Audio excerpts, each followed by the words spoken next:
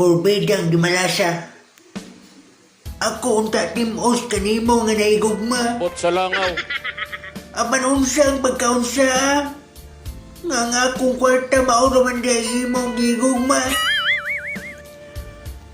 Pagkawala na mo yayo bayana ka. Abi kay natagbaw na mga sako ha. Bot sa langaw. Sa akong kwarta ba? Mong imo na dayon kung git sa puwira. Pwerte ba yan sa kita kung nasayod lang ka? Kalami o katamis manunta sa akong gugma sa imo ha. Bot sa langaw. Pero ang imong gugma pait pa sa banyawan. Pwerte na kong gibalasa. Maong karon piling na ako na isama ako sa kinudkod nga lubi. Nahuman ka matagbaw imo na dayo giwadaan og bili.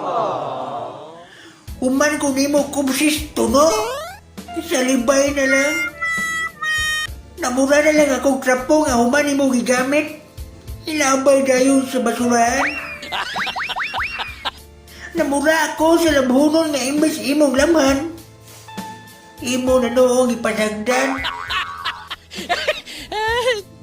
Ang ako karong kasing-kasing nagilak og nagbangutan.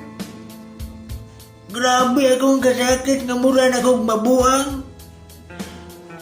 Ang akong dugan nga mura na gidatugan og bato nga kinadak-an og kinabugatan. Samtang ikaw nagsadya sa kiliran sa lalaki.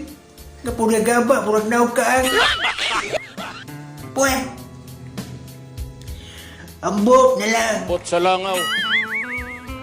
Ambot antod ka sa ako mag-anto sa tumang kasakit.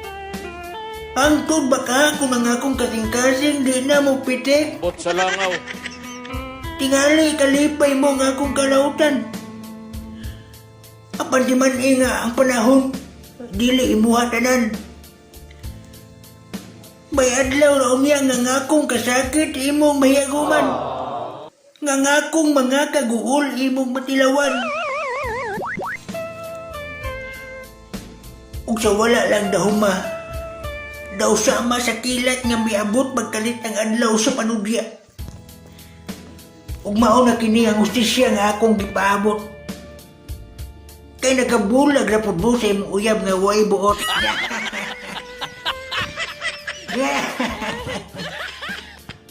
Karon wala ka na'y masangpit. Mong gusto na ka na ako makigbalik. Pikat ni mo. Dili lagi ko madala sa imong adik-adik.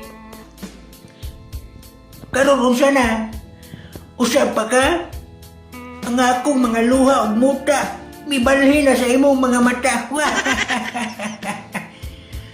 Karon ako igo na lang mo katawa kay nakabalos na ang tiguang nga imong gipasa. Moro ko balik.